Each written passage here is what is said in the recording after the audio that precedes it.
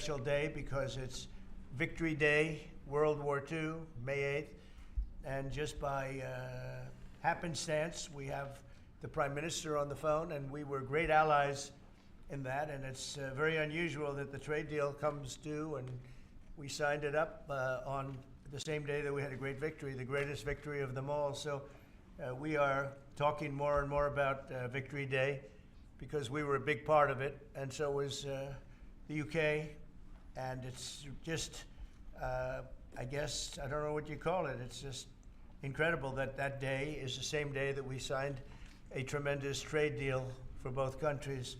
So I'm going to begin by just adding that we just concluded the rare earth deal with Ukraine.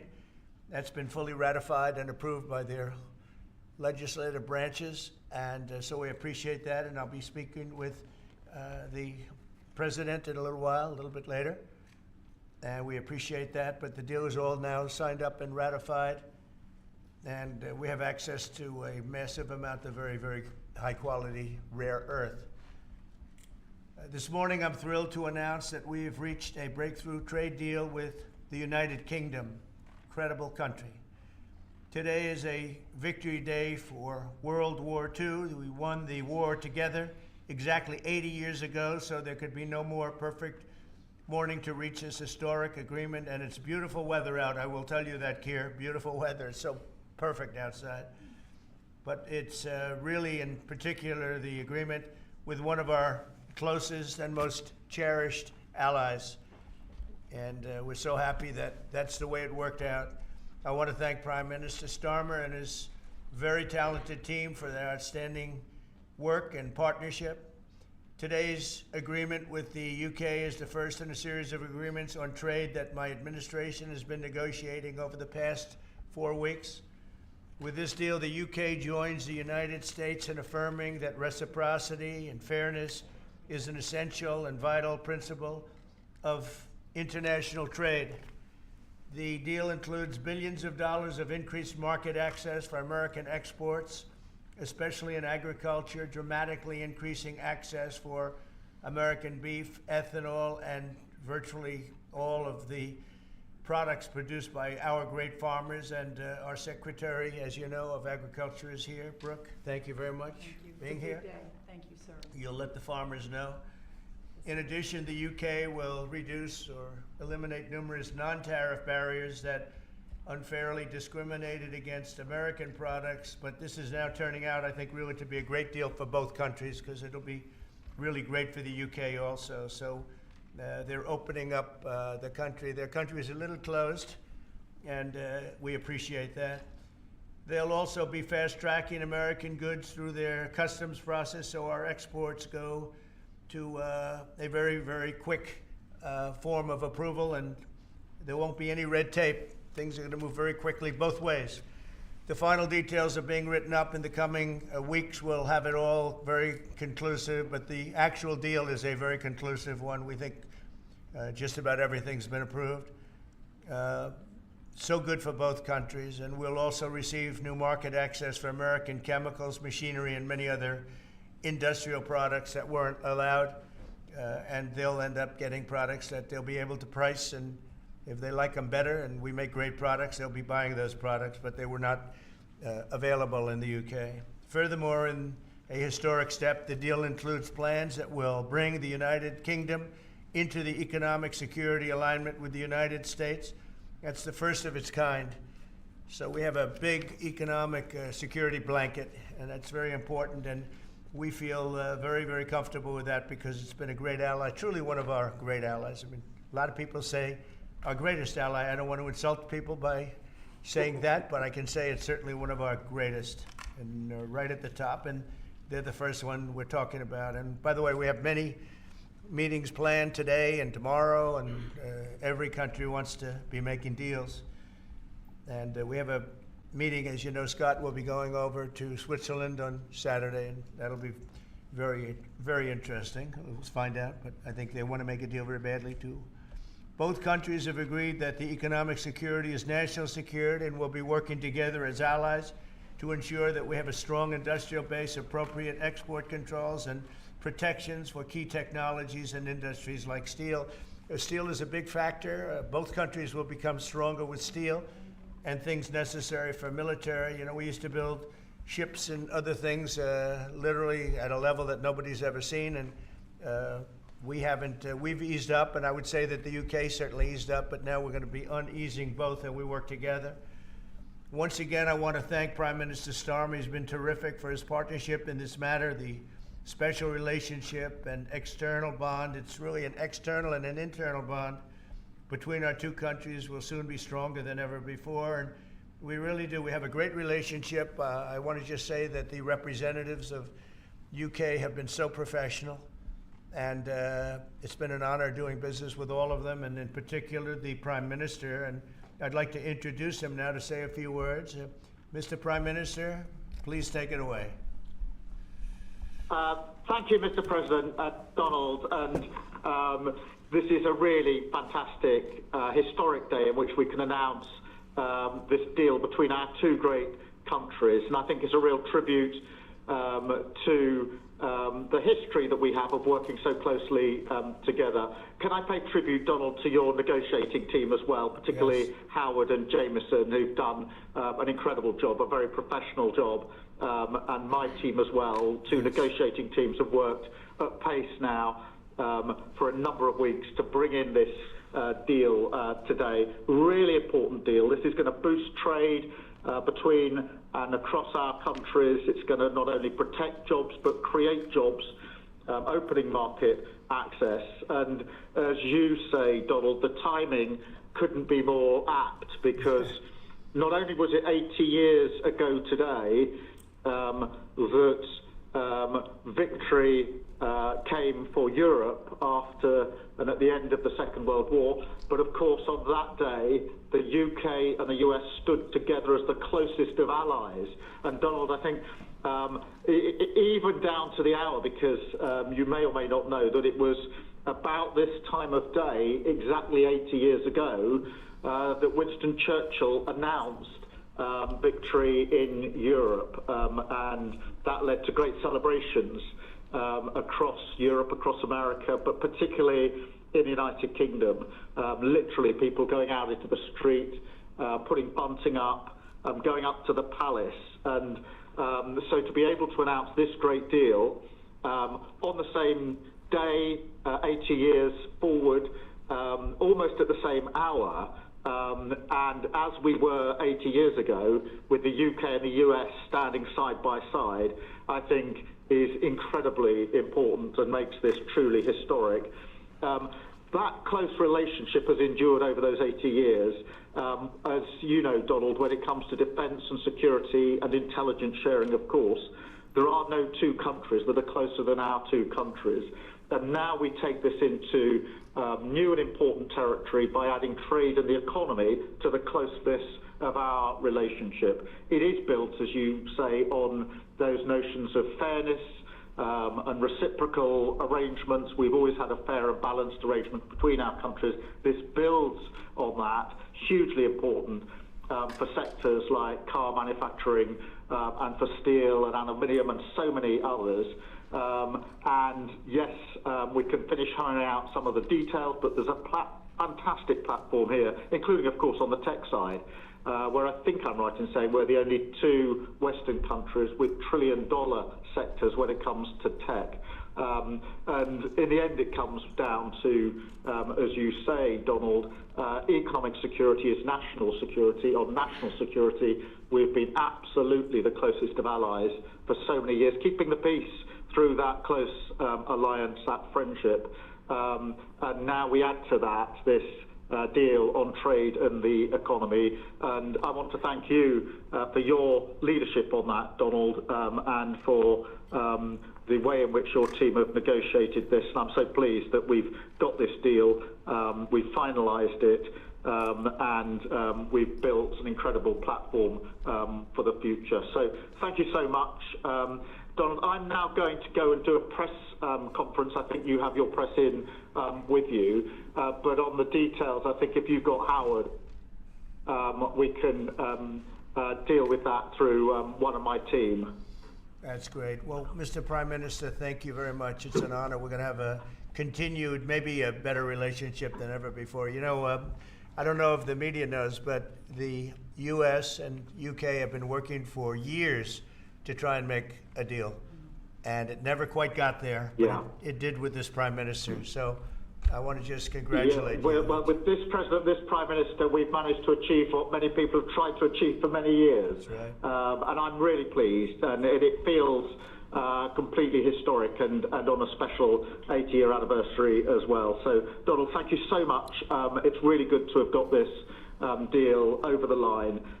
Tribute to both teams, tribute to our countries, and tribute to your leadership. Thank you. Well, it really is a great thing. And you go do your press conference, and I'll see you soon. Maybe speak to you later. But thank you very much. And an incredible thing. I can't tell you that for so many years, even as I sat, everybody talked and talked and talked about a deal with. It just seemed like a natural deal, but it was not done. But now it was done with us. So I feel very proud to have been a part of it. Keir, thank you very much. Thanks, Donald, and we'll speak again soon. Very good. So long. Bye.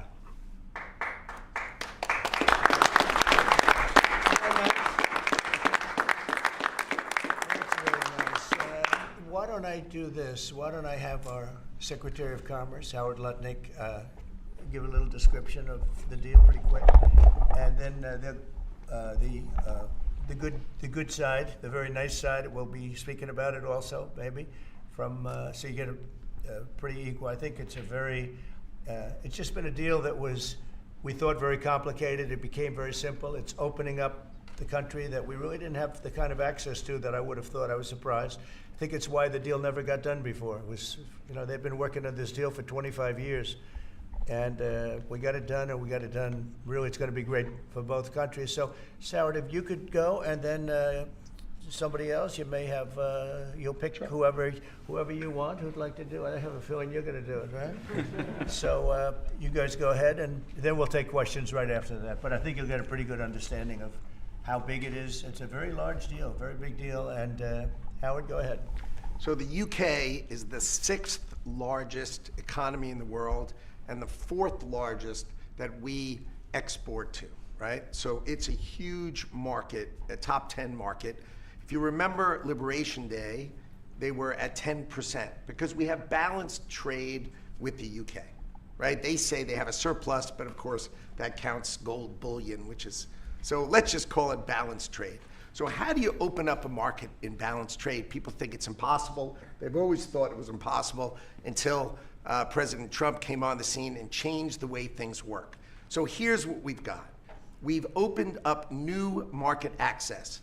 Ethanol, beef, machinery, all the agricultural products. They've agreed to open their markets, and that will add $5 billion of opportunity to American exporters.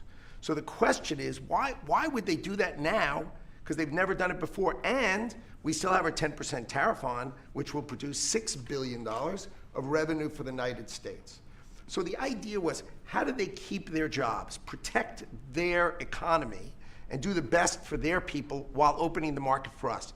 And the way is they studied it, their team was exceptional, and they tried to figure out the markets that they're importing from other people and try to send them over to America. So why were they always favoring others and not us? And what they've done is they've found the ways to do that so that we have new access, right? But the UK workers are protected, and that was the balance. So we did a deal with them in automobiles, and you know, if you're not building here, we charge you a 25% tariff. But the president, and by the way, I want to make this clear, while Jameson and I worked hard, this was the president's deal, and people think, oh, that's not the way it works. If you got to sit next to him, I have the best deal maker to my left, and if you don't think that we take advantage of him calling the prime minister and getting that deal done, you don't understand who's the president of the United States. So he's the closer. He gets deals done that we could never get done because he understands business, he understands deals, and that's why we're here today. So he agreed they could send 100,000 cars into America and only pay a 10% tariff. And that protects their car industry. And remember, we do 16 million cars a year. So this is only like 0.6%. But for the UK auto people, this is tens of thousands of jobs that the president agreed that he would protect for them, so he made that deal, right? Then steel and aluminum, right? Their steel business has been destroyed like everybody else has been destroyed by people dumping steel into their markets. And British Steel had announced it was closing down. So the British government, as part of this deal, nationalized British Steel, and they're going to match the kinds of models we do. They'll put tariffs on, they'll put quotas on. They want to do it with America so they can be part of the resurgence of steel and aluminum in America, and that saves them, again, thousands and thousands of jobs. So if you go step by step, aero and commercial planes, they sell Rolls-Royce engines to Boeing. We've agreed to let Rolls-Royce engines and those kind of plane parts to come over tariff-free. And what you're going to hear today is there's going to be an announcement at the UK that they are buying $10 billion worth of Boeing planes later today, but I'm going to let the name of the airline announce it because that's theirs to do it. Part of this deal was always to do it together and to do it strong, and you can see the numbers on this board. Everything about this board works exceptionally well for the United States of America. It lays out the plan that you can work with us in autos, you can work with us with aero and commercial, you can work with us in pharmaceuticals if you have a supply chain that is secure and protected in national security. So we feel really good about the deal. You've heard the Prime Minister, he feels really good about the deal, right? And we started at 10% and we ended at 10%. And the market for America is better, and this is a perfect example of why Donald Trump produced Liberation Day.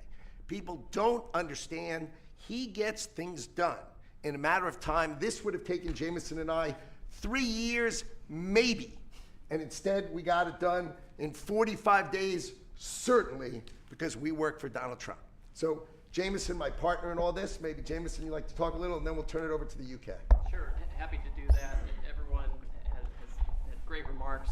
I just have to echo the President and the Prime Minister when we talk about VE Day. This is something we've been waiting for decades, and there is no more appropriate day to do this. And when we step back and we look back a few weeks from now or months from now or years from now, we're going to look back at this day and better appreciate the significance, I think.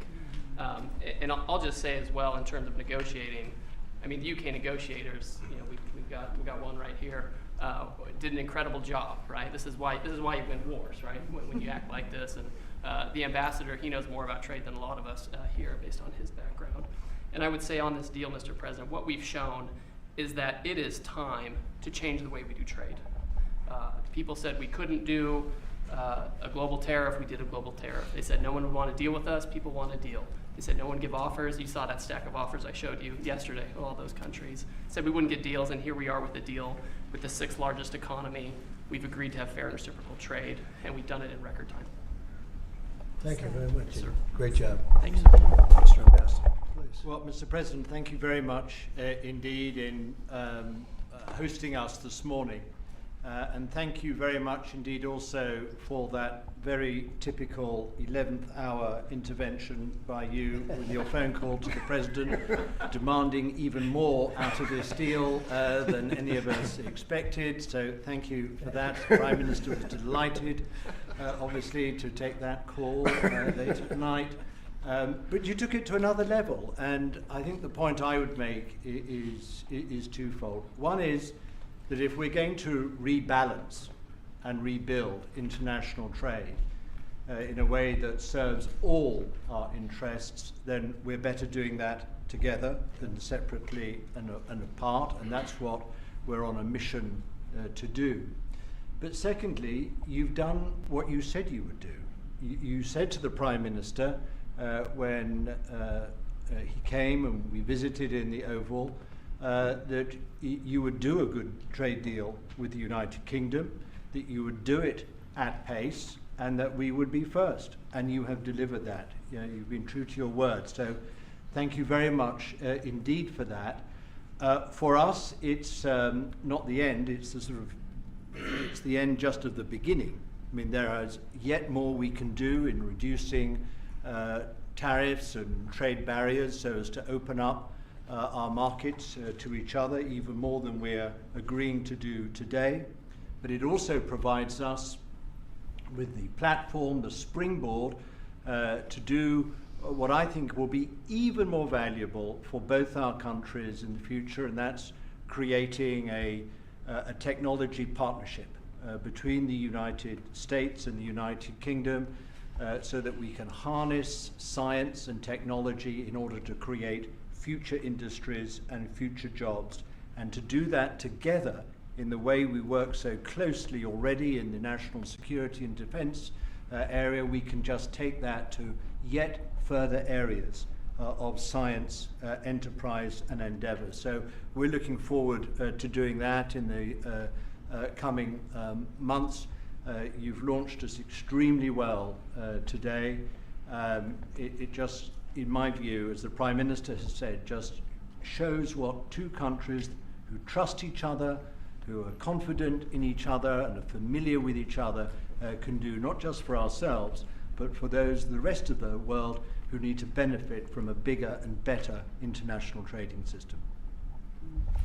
Thank you very much. It was beautifully stated. What a beautiful accent, too. I'd like to have that accent. Thank you. My mother would be proud. Thank you very much. Any questions? James Matthews from Sky News. Yes. Can I ask, why Britain and why now? And you've described this deal as a full and comprehensive deal, and yet we've just heard from Mr. Mandelson, it's the end of the beginning. Clearly, there's much more work still to do. With respect, are you overstating the reach and significance of this deal because you're a president who needs a result at a difficult time? I think that it's a great deal for both parties. It's for us. We're opened up. I didn't know how closed it was. Quite closed, the market, as you know, the UK, and it opens up a tremendous market for us, and it works out very well, and a lot of assets. You see the chart, and those are tremendous assets. But we've been trying, and when you say why us, meaning your country, we've been trying for years, and they've been trying for years to make a deal, including when I was in the, first term. It would always be people talking, but they weren't getting it done. But for 25 years before that, they were trying always to make a deal, a very significant deal. I actually, until I looked at the numbers, I didn't realize this is a very conclusive deal, but we think we can grow it even from that. But this is a maxed out deal, not like you said it. You said it really incorrectly. This is a maxed out deal that we're going to make bigger, and we make it bigger through growth.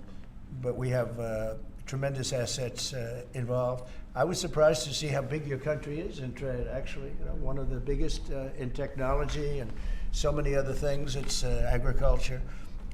I really didn't know. It's depending on your definition, it's from 4 to 5 to 6. That's pretty big in the world. So I was very impressed by that. But we're going to take it to new levels.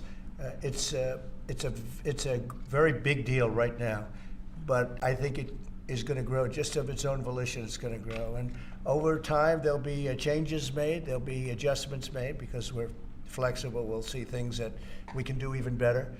But it's very conclusive, and we think everyone's going to be happy, and the people of your country are going to be very impressed with the result, and they'll be able to buy from more people. They'll be able to price things differently. They'll be able to get some products that aren't available to them now that we make better than anybody in the world.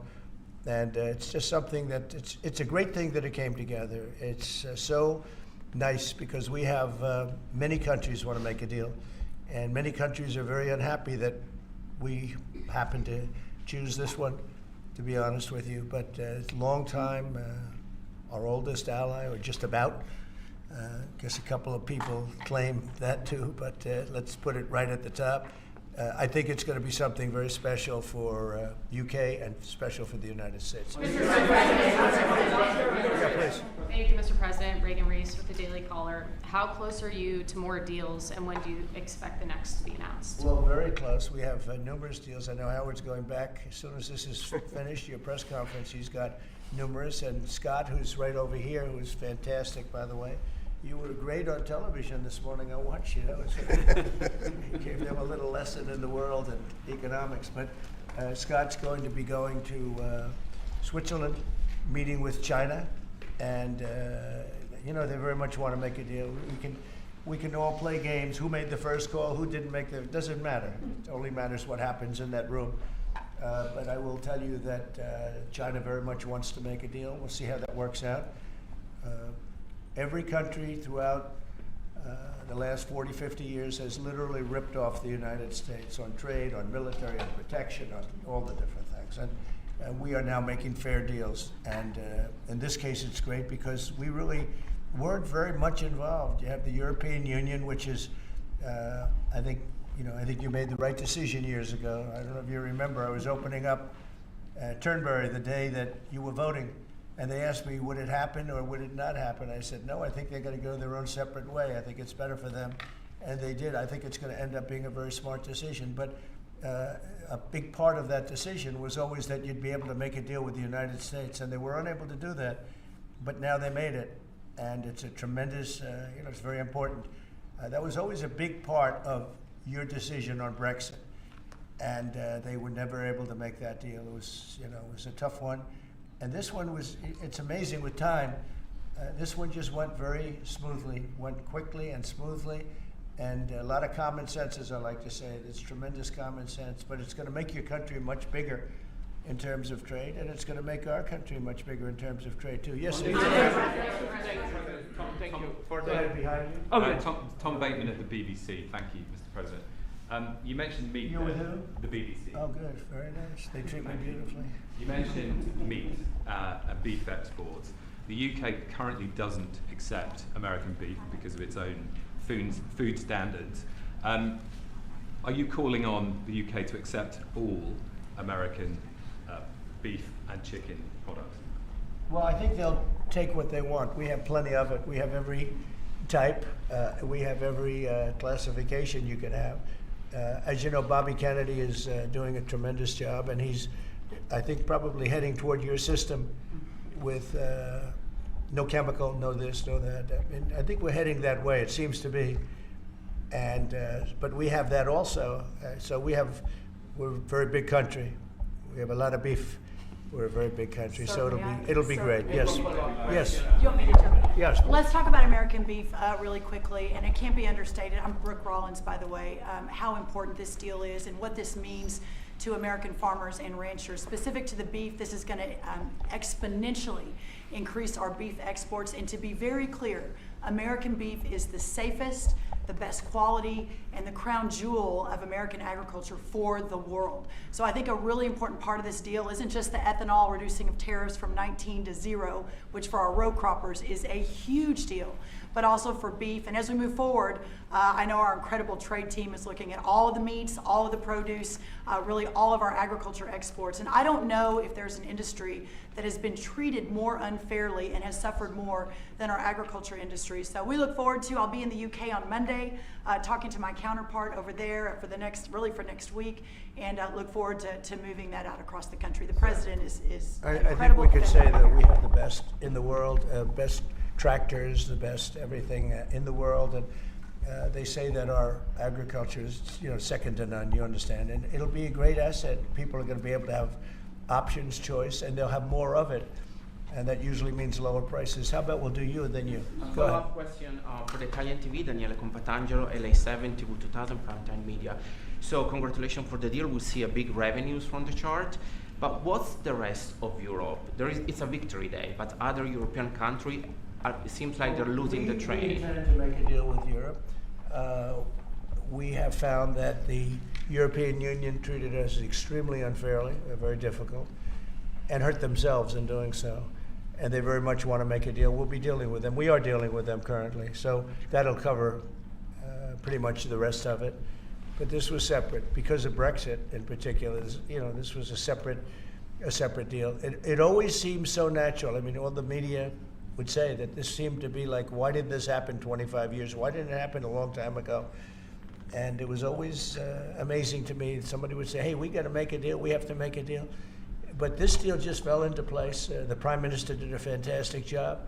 His representatives are total professionals, and they got along well, and it just seemed to work. And I think one of the reasons it did is because we blew up the whole system. If we would have just been dealing with you separately or country by country, we blew up the whole system. It was very fair to very unfair to the United States. And I think because of that, this worked out so nicely, and I'm honored that it was the first deal. Please. Sir, you mentioned. Well, why don't you go in the back? Yes. Oh, thank you, sir. I'm with the London Times. I would say this is a great day for James Bond because now Aston Martins will be available to American buyers. But will it be even better by extending it to film? You've talked about a big tariff on films, and we'd like to know if there'd be relief on British. Well, we're going to have a discussion on that separately, and as you know, we're putting tariffs on that particular film. You said the movie makers, and we're going to be doing some tariffs to get them because a lot of them have left this country. They all live here. The money comes from here. Everything comes from here, but they make them in other countries.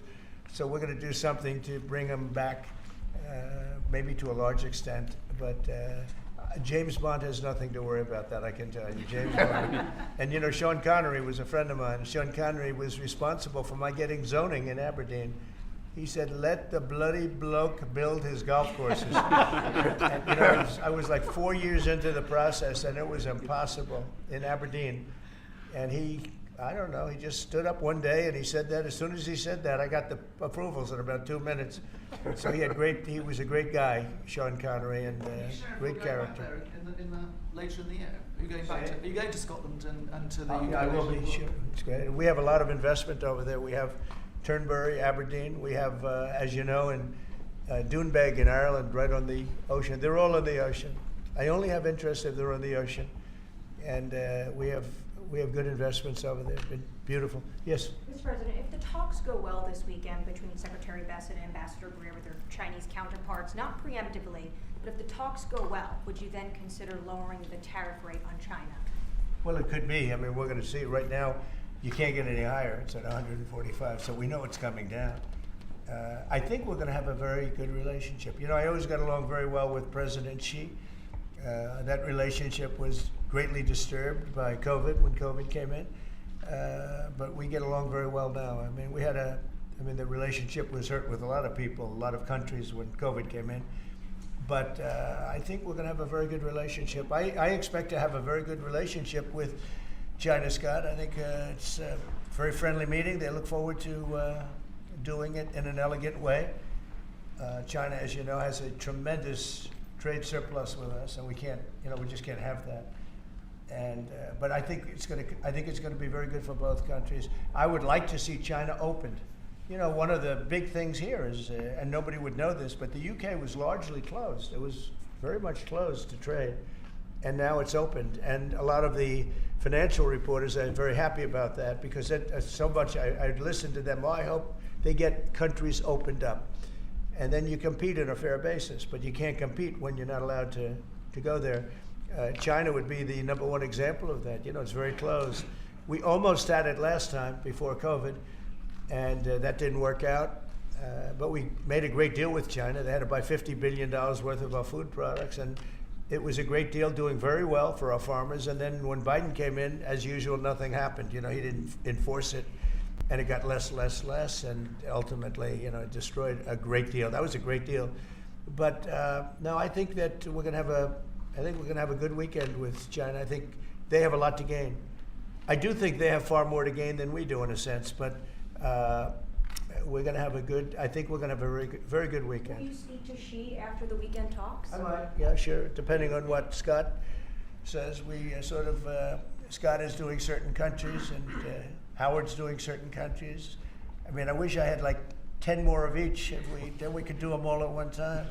But there will be a time we'll do a number of them, and then there'll be a time. I think I can say this, Scott and Howard, where we're just going to say, because we understand the countries, we understand what they want, where we're just going to make the deal. In other words, we don't need the country involvement because we've already had it.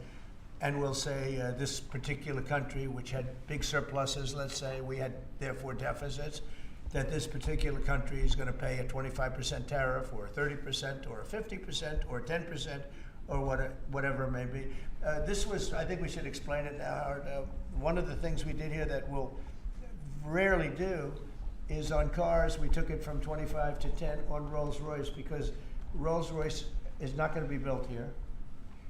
I wouldn't even ask them to do that. You know, it's a very special car, and it's a very limited number too. It's not, you know, one of the one of the monster car companies that makes millions of cars. They make a very small number of cars that are super luxury, and that includes Bentley and Jaguar. So we have some very special cars. So in order to help that industry, and that's really, handmade stuff. And they've been doing it for a long time in the same location. And I said, yeah, that would be good. Let's help them out with that one. But that's different than a car company that comes out and makes millions of cars, which they'll be doing in our country. They're going to build, we have many factories, car plants being built or going to be built very soon. I think we can say that we'll be close to $10 trillion of investment. I think we're actually at that number now if you add up some of the ones we haven't heard about yet.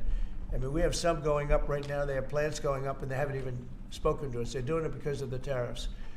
And tariffs have always been used against us, and I never understood. I used to sit back. As you know, China paid hundreds of billions of dollars in tariffs when I was president. But until then, China never paid anything. And, they really did a big number on us from the standpoint of trade. But we are using tariffs now for our benefit. And we have now close to $10 trillion. Think of that, $10 trillion. If you look at the past administration, and we're talking about over, essentially 2 months, because we could say 3, but it took a little while to get the office in perfect shape, right? It took a little while to get things done. But once we started, when you think of that, close to $10 trillion of investment, you've had years where the United States wouldn't do that wouldn't do $1 trillion in a year, wouldn't do anywhere near $1 trillion. We did $10 trillion in 2 months. So it's amazing what's happening. We're getting calls from, and that has to do with chips, has to do with cars. We used to make chips. We had Intel, and we used to make chips. We had a monopoly on chips. Everything was made here. And now, over a period of years, because of presidents that didn't know what they were doing, they allowed that business to be stolen from us. Most of it moved to Taiwan. And you probably were in the same position, right? Because you had a lot of the chip-making capacity, but they moved it in. And if we would have said, that's fine, if you want to move it to Taiwan, that's good, but if you want to sell back into the United States, we're going to put a 50% or 100% tariff on, they would have never left. But we had people sitting here that didn't understand that, and it's too bad. But now they're coming back, because I'm saying it about 40 years too late, but they're coming back. As you know, we have the biggest chip makers in the world spending, in one case, $300 billion, in one case, $500 billion. Same as Apple, and in another case, $200 billion. And we're going to have a large share, a very, very substantial share of the chip-making market. You said this weekend is going to be a friendly visit, but do you expect that it will just be a formality to break the ice, or are they going to get into substantive negotiations? I believe so, yes. I believe it's substantive, yes. I think people like to say, yes, we're having a meeting to meet. Well, we're meeting, so what are we going to do? Talk about meeting again? I think it's going to be substantive. I think we can say that, right, Scott? Very substantive. Now, China wants to do something. And look, they have to at this point. Essentially, they made $1 trillion a year, and now they have absolutely, no business because of the tariffs. They have no business. And they want to have business, and we want them to have business. We want them to do well.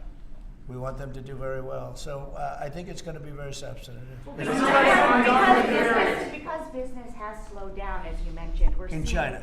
But we're seeing as a result, the ports here in the U.S., the traffic has really slowed, and now thousands of dock workers and truck drivers are worried about their jobs. Yeah, no, that means we lose less money. When I see that means we lose less money. Look, China was making over $1 trillion, 1.1 trillion, in my opinion. Different numbers from 500 billion to $1 trillion or $1 trillion. I think it was 1.1 trillion. And frankly, if we didn't do business, we would have been better off. Okay, you understand that. So when you say it slowed down, that's a good thing, not a bad thing. But we're going to make it so they can. I'd like to say they can do better, actually, in terms of the bottom line. We'd like to see China opened up so we can compete in China and give people something that they've never had, access to something. That'd be great for the world. It would be great for our businesses, and I think it would be great for friendship.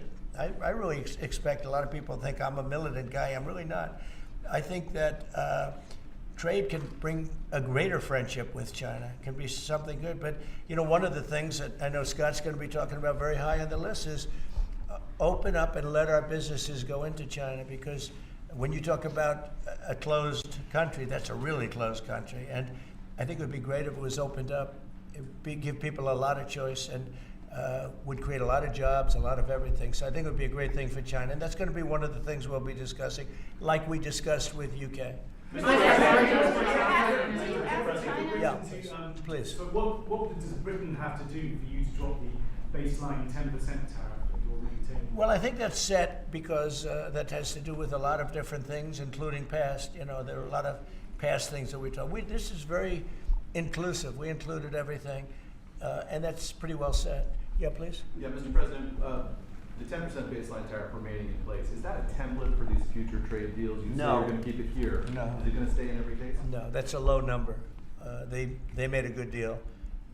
Some will be much higher because they have massive trade surpluses, and you know, in many cases they didn't treat us right. One thing with UK, they had somewhat closed, not like a China as an example, but they always treated us with great respect. So they treated us with great respect. The template of 10 is probably the lowest end, and therefore they made that deal. But they we've had just a very special relationship with them. Like, I won't do that deal with cars. I mean, unless somebody shows me that there's another kind of a car that's comparable to a Rolls Royce. And there aren't too many. This is a good commercial for Rolls Royce. They're going to order a lot of cars. Mr. President, I wonder whether you'd like to buy.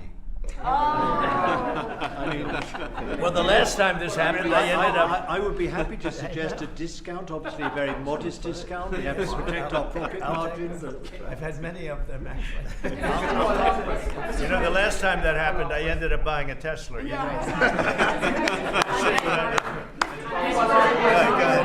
Thank you. Mary Margaret Olahan with Daily Wire. I had a question about the UK deal today. I heard there was talk that part of the agreement would depend on whether the UK would respect free speech and freedom of religion. I know the VP is really interested in that, talked about that earlier this year. Was there any assurances that you guys got on that front? You want to handle that? Yeah, that was not part of the conversation. Our conversation was an economic conversation from start to finish, closed by the president yesterday. This was a business deal, open their markets, and also protect their workers, grow our markets, and help our workers. This was about business religion. You know, business is sort of a semi-religion, but not nearly as important. I don't want to get myself in there. Go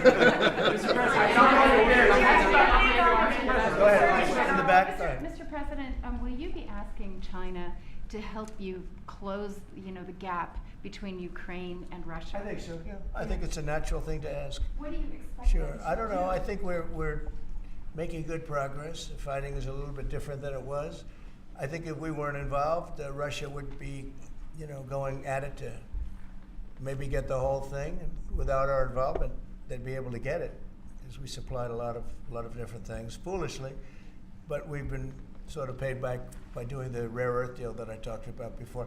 I think that I think that we will be very much involved in trying to get that bloodbath. It's a bloodbath. It's a horrible situation. 5,000. It's really more than that. But it's 5,000 soldiers on average a week, mostly soldiers, are being killed. Young, beautiful people. I mean, they're being killed. I see the satellite pictures coming back, body parts lying all over fields, heads and arms. It's so terrible. I've never seen anything like it, actually. And if we can get that stopped, that will be a great accomplishment. And we're trying very hard, and I think we're close. And Mr. Witkoff is talking constantly back and forth. He's a real professional who's got a great relationship with both countries. And I think we have a good chance. And likewise, we're trying to work on Iran to get that solved without having to get into any bombing, as we say, big bombing. I don't want to do that. I want them to work a deal. I want them to be very successful. Mr. President, Edward Lawrence from Fox Business. Yes. On the non-market barriers, how did you get the UK to bend, and what was the 11th hour deal or ask? Well, I think it was really just a part of the overall. I mean, they have so many things that are so good for them. It's going to be so good for the country, and that was sort of easy. It wasn't. We had non-market. I call it non-market or non-monetary trade barriers. And we have quite a few of them, not nearly as bad as some countries. Some countries have, they have virtually no tariff, but the rest of it is so brutal you can't do business with them, right? So it's a very important question, actually. No, I think the overall deal just worked out very well from their standpoint. They were willing to give that in order to get other things, and you might want to speak to that, Mr. Abbas. Look, the point about the deal is that we will continue reducing tariffs and non-tariff barriers. This is a continuing picture. It's a movie. It's not a still picture here. It's a movie. Yeah. It continues. And we're both committed to freeing up trade between our countries. We're both committed to freeing up investment between our countries. And the point about this deal is that it provides a very good template and a very good launch pad for what we can continue to do and build on in the future. And that's what we're both determined to do.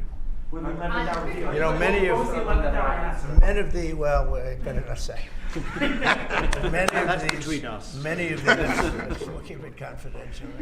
Yeah, how about just one more little thing, right? It got the deal closed, and it was handled very well from the other side, too. But many of these things that we're talking about, we've been talking about this for 25 years. It's hard to explain when, if you weren't sitting behind this beautiful Resolute desk, you just wouldn't get it. I have been hearing about making a deal with UK for 25 years. And especially around the time of Brexit. They wanted to make a deal, so they came out of Brexit and they make a deal, and how natural. And it just couldn't be done. It couldn't be done. Good people. And this is a bigger deal. This is a much bigger, better, stronger deal for both of us than we ever even contemplated before. It's a big deal.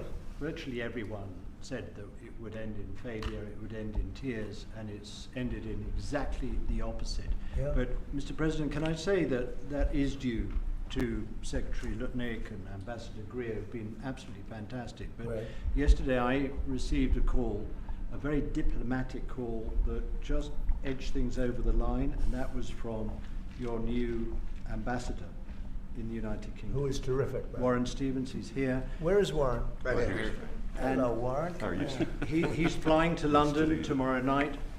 He's going to be very popular with the British people. He's going to be a very successful ambassador.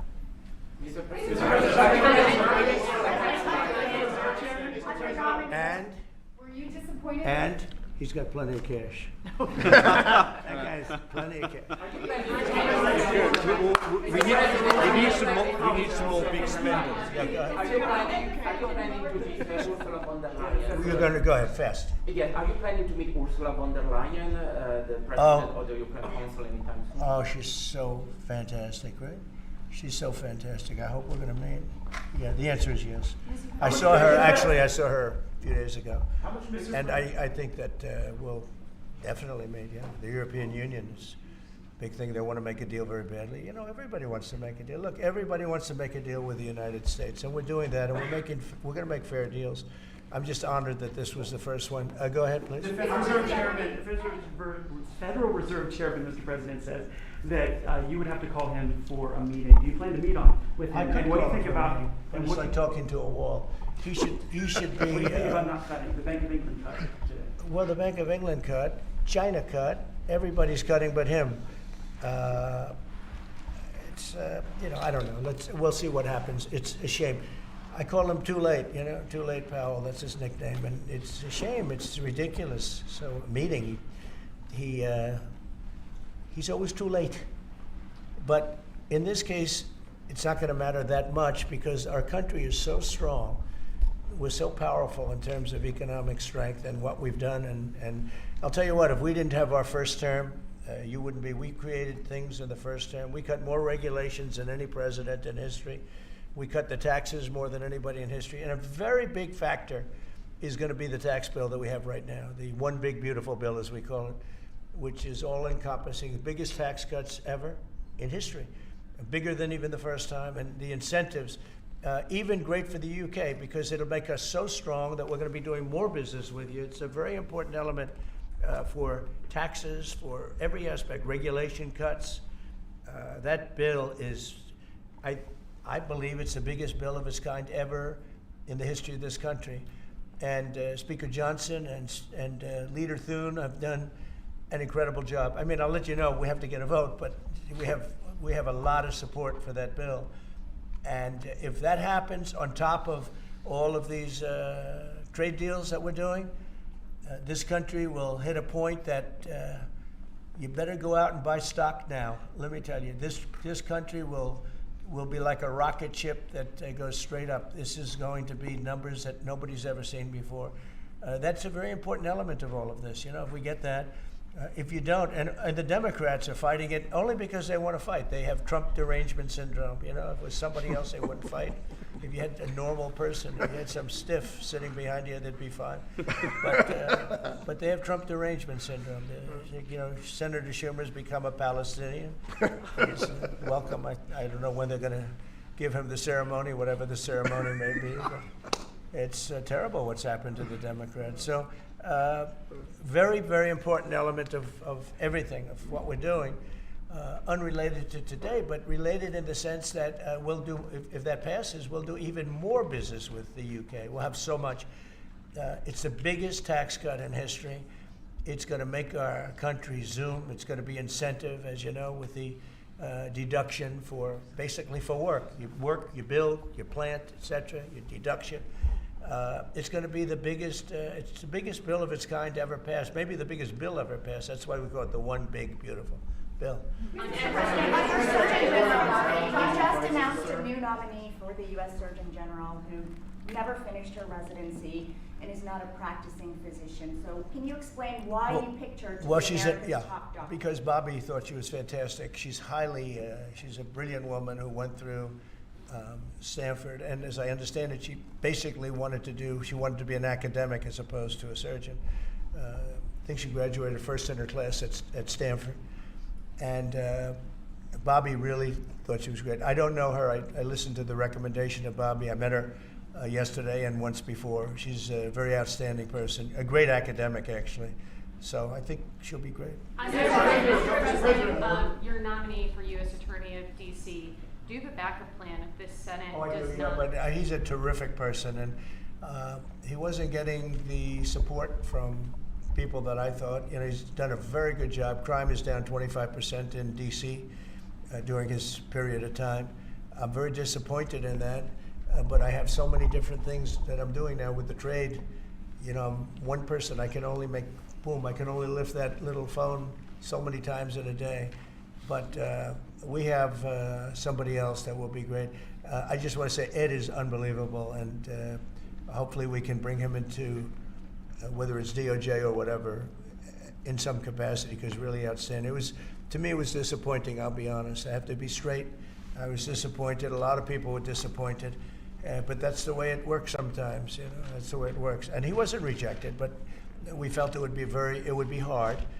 And we have somebody else that we'll be announcing over the next 2 days who's going to be great. With companies like Ford and Mattel recently saying they're going to raise prices on certain products, how long do you think the American public is going to be patient and wait for you? Well, I think they're saying that just to try and negotiate deals with me. They're not. Look, tariffs are the most misunderstood thing maybe in any form of business, anywhere in business. Oftentimes the country picks them up. Oftentimes the company picks it up. The people don't pick it up. Okay, the people don't pick it up. And if Ford did that, they wouldn't sell any cars. And if Mattel, I don't know, I'm not so sure. They also said they're the only country I've heard. They said, well, we're going to go counter. We're going to try going someplace else. That's okay. Let him go, and we'll put 100% tariff on his toys, and he won't sell one toy in the United States, and that's their biggest market.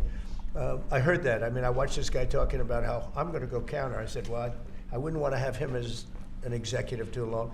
The Ford people I know very well. What they're doing is negotiating with us by saying that. But we don't think that's going to happen. Look, I put out a truth today, and it said that gas is down, gasoline is down, energy is down, groceries are down, eggs are down. I mean, eggs, thank you very much, but eggs are down. When I came in the first week, you guys hit me with eggs. I said, what the hell happened with eggs? Eggs were up like 170% and going up, and they said don't order any for Easter. And we were thinking about ordering plastic eggs like everybody was doing. And Brooke did a fantastic job, agriculture. Brooke did a fantastic job. And we had hundreds of thousands of eggs out here on the lawn just 2 weeks ago at Easter. But you take a look at the cost. Energy's down. Even interest rates are down. Now, if the chairman of the Fed, Jerome, if he would lower interest rates like China did, like I think UK did, but like numerous other countries have done, it's like jet fuel. It would be great. But he doesn't want to do it. I think he doesn't want to do it. Probably he's not in love with me. I think that's right. It's sort of a crazy reason, but that's the way life is. Anybody in his position would be like, it would be like jet fuel. But even without that, we're doing well. But remember this, I've watched you people reporting over the last few months that if we do this, prices are going to go through. Well, groceries are down. All of this stuff is down. Lumber is down. Oil is gone to, we have that thing broke 60, right? $60 a barrel. And $1.98, $1.99 in some cases. And heading in that direction. No, I think it's been amazing, actually. And what that's good for, it gives the consumer more money, and it gives them a better life. Because we just came out of the worst inflation, in my opinion, in the history of our country. They say 48 years. But Biden really screwed it up. He screwed up energy. And he also he spent too much money. He was spending it on, a green new scam.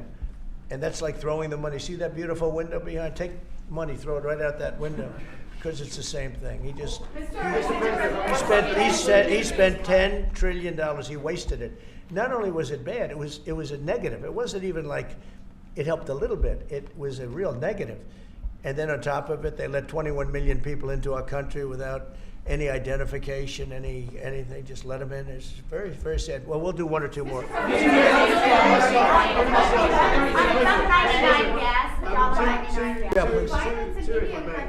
ahead. Who are you with? I'm with the Daily Telegraph. Now, you know me from another I do.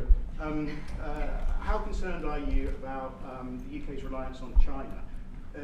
Chinese money in the money market, Chinese exports? We're not concerned. Is that something that came up in honestly, discussions? I'm not concerned about anything. If I was, I wouldn't even be here right now. If I was concerned about anything, and it wouldn't be that, but I wouldn't be here right now. No, we're not concerned. We're going to have, I believe, a very good relationship with China, and a fair relationship, and it'll get bigger and it'll grow. It'll grow. As an example, if they open up the country, that'll be the best thing China ever did for itself. They don't know that yet because, it's been a different system. But that'll be the greatest thing that ever happened to China. The people will be happier. They'll buy for less. They'll see things that they never saw before, and they'll be buying them. And it'll really create great long-term peace. And if I could ask one of the Agriculture Secretary, actually, there's a lot of concern about chlorinated chicken, the import of hormone-treated beef. Has that question been addressed, resolved in these talks, or is that something for the continuing negotiations? Well, James. I would just say that it's very clear, and we have in the heads of terms that we are going to discuss all of these types of issues, and obviously the importing country, whether it's us or them, you got to follow the rules on those types of things. But our point is the rules need to make sure that they are based on science, and that's our expectation. We know the UK believes that too, so we want to come to an accommodation. We want the consumers in each country to be able to choose what they want and give them the information that they want. Okay. We have an incredible EPA led by Administrator Zeldin that is on this. So the talks continue, but we are very, very confident in our products, and what the president has done to open up the markets is unprecedented for these farmers here in America. Thank you. Message from Wall Street as they watched this. You saw the stock market decline sharply after Liberation Day, and it's rallied back since then. Well, now it's going to really rally because, don't forget they said this is all a pipe dream. And this is a tough one. This is, somebody would say, well, this is easy. This is much tougher, I think, than any other deal because they've been at it for so many years, decades, trying to make this deal. And it's very conclusive, and it's a great deal, and it's a very big deal, actually. No, this is just the beginning. We're going to be having conferences, or at some point we won't have, we'll just put out a statement that we just signed this country, that country. And after a number of these are done, nobody has enough people to do it. We're just going to put out X country is going to pay this, and if they open up, they're going to do this and that, and they're going to be open up. Everybody wants to be here. You know, I say this is where they want to be shopping. They want to shop in this country because we have the consumer, and we have the consumer like nobody else. And you know, if this country went bad, the whole world would go bad. But we really saved it from going bad. Yeah, please. Can I ask you about the air traffic control issue? Are you looking at getting new software? I'm glad you asked me about it because I'm just going to be talking to now with the heads of the airlines and everything else. So I was all set before we had the rigged election to give out a brand new gorgeous system to one company that was going to do the whole thing, one of the best companies in the world that you know very well. You know, there are 3 or 4 of them that do it. And when they took over, Buttigieg, who has no clue, you know, he drives to work on his bicycle with his, in all fairness, with his husband on the back, which is a nice, loving relationship. But he didn't have a clue.